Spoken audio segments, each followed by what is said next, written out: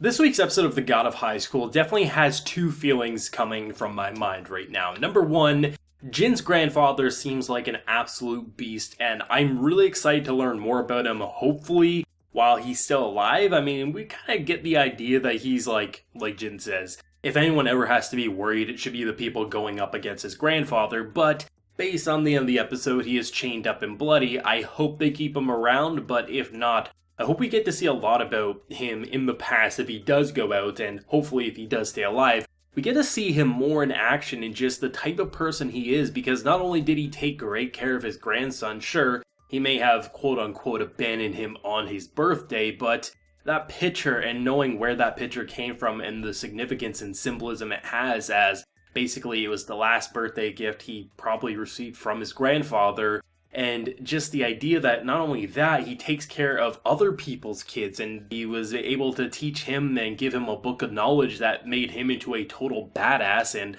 honestly, there's a lot of characters named Park in this series is what I'm realizing, so Park Mugen, I guess we're going to call him Mugen just so we don't get it all confused when I'm saying Park. But this guy's also a total badass. This is where the second point comes through. This character has so much just charisma that radiates through every word and action of his being that it has me so excited to see more about his character, because he definitely gives me the impression he's the kind of character who's very laid back and carefree, but should you cross someone that he cares for, he is going to beat your shit in, seen by that flashback where the one crazy bastard is apparently getting impaled and since then has been trying to get revenge on him, which had he gotten any sort of damage done towards Jin, he probably would have lost his shit in a similar way. There's just so much going on, but I honestly thought the pacing of this episode was pretty solid. The first 5 minutes were a little shaky for me because it was just kind of like we're speeding by a bunch of characters and seeing their fights, which it was fun and cool enough, but it was nothing to really get overly excited about. But after that moment it really just kind of spiced up because we're getting some good information on the lore and the power system that,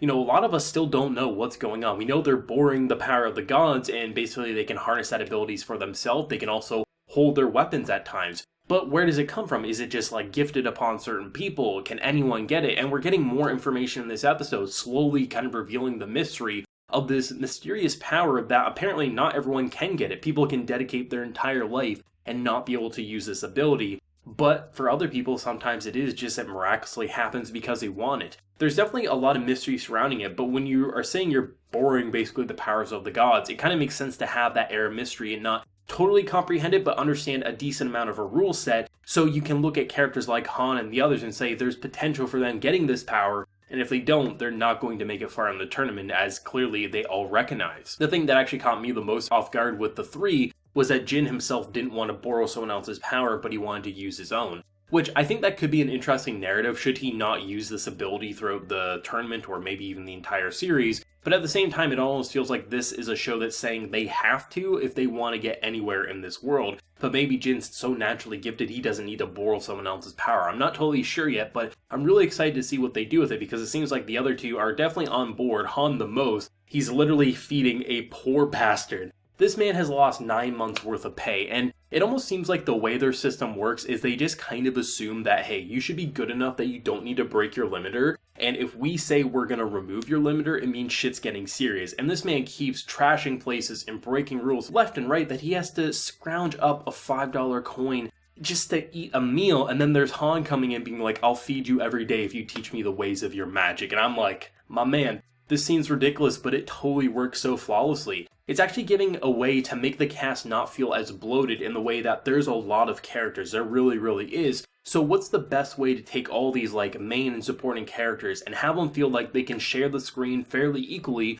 without making it feel like it's a cluster of a mess? And honestly, the way they're going so far is great. You look at Park and Jin, it feels like there's some sort of chemistry brewing there. The fact that they both refused to land their hit, they basically stopped it. Jin stopped his kick and he stopped his punch. It's nice to see that there's a level of respect, but based on the fact that the grandfather had a pretty heavy influence on both of them, it's understandable why they would do that. To me, it definitely feels like what they're building up to is having, yes, we have our main trio and they're going to fight together, but there's also going to be times where they're going to be separated, and maybe we'll have people like a commissioner training Han, and then you'll have probably Jin focusing on his other friends and things like that, and maybe there'll be a side story with the grandfather and other aspects like that. It just feels like there's actually a decent flow being set up here that I can definitely see the potential going forward with a second season to really flesh out some of these other characters who I honestly just assumed were going to get brushed under the table, as if they weren't going to be relevant enough to warrant having a story, at least in an anime. Obviously in the webtoon I assume pretty much everyone does because you have more of the time to do so. But in a condensed anime season, you have to keep the key points and you have to scrape away some of the excess fat, as the anime studios look at it as. But it feels like they're definitely filling out the pacing a bit more with these later episodes versus maybe the intro, where it could feel a little more fast-paced. And I'm not going to say it still doesn't have a quicker flow to it. I mean, just look at the beginning of this episode. They sped by quite a few of those fights just to show you who is going to fight and things like that. But it does feel like the main characters that are going to have a very relevant role going forward in future arcs and things like that are getting their time now, so it doesn't feel like, oh, we only focus on the central three and maybe one or two other characters, and now these others are now relevant. We know their names because they were there since the beginning, but it feels like we just don't know them up until now. It definitely feels like they're trying to establish them as people. They did a great job with the backstory, showing basically someone who was left to basically fend for himself. The first two memories were very, very sad to say the least, and the mentor kind of seemed like a dick, and not the type of dick who was like, oh, I'm just trying to give you tough love so you'll be a badass warrior, but just honestly a real asshole at the end of the day. But then you see the third memory and it just changes your perspective, and you see why this man became so strong. It wasn't because of this situation, it was because of a very kind soul. And it's really nice that they're taking their time with that while also just having some insane action. I actually really like the fights in this episode because it's just nice to have so much realistic hand-to-hand, foot-to-foot combat, and you're feeling, okay, this is great. And then they just throw some insane, almost magical energy your way as you're almost getting cut up, and then you see a shark or you see all these other things. And it's great to see that there's this unpredictable element, and you really understand that this isn't some random gimmick. This is a core part of the God of High School's series. Like, honestly, the name has God of High School in it. It's kind of makes sense, and it almost feels like there's no way they weren't going to be using Power of the Gods in this show when it's literally in the name. Maybe you might be able to interpret it as they're just so powerful with their hand-to-hand combat you thought they're as strong as a god, but it definitely feels to me that that's what they're building up to, and it doesn't feel like they're just dropping the mystical elements on her face like everyone's using it nonstop. They sprinkle it off and on, and it's really great to see that they're easing our way into it. Sure, easing may not be the best term when you're seeing these giant monstrosities come crashing down, but it's not like they just show that for 20 minutes straight. They show it for a couple of minutes, and then the rest is hand-to-hand combat and just character dialogue, so it eases you in, and as those flashbacks indicate, we're getting a fleshed out understanding of how the mechanics work. And I'm sure it's going to be one of those things that over time we're just going to learn more and more, and maybe even by season 2 we won't learn all of it, which is a great feeling.